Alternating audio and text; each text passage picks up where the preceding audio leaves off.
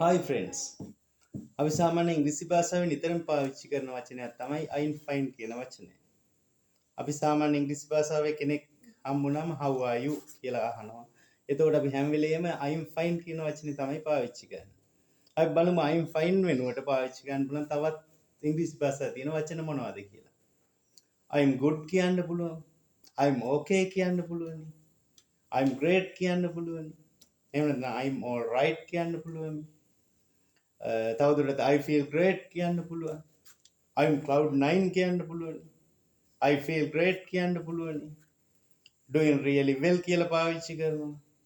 Couldn't be better කියන්න පුළුවන්. ආයෙත් ගියාම can't complain කියන්න පුළුවන්. සමහර over the moon කියලා කියන්න පුළුවන්. not too shabby කියනවා. never better කියනවා. ඒ වගේ බොහොමයක් වචන I'm fine වෙනුවට අපිට පාවිච්චි කරන්න පුළුවන් ඉංග්‍රීසි භාෂාවේ. Thank you very much අපේ නරඹුවට. මේ වගේ තවත් වීඩියෝ බලන්න like and subscribe කරලා තියාගන්න.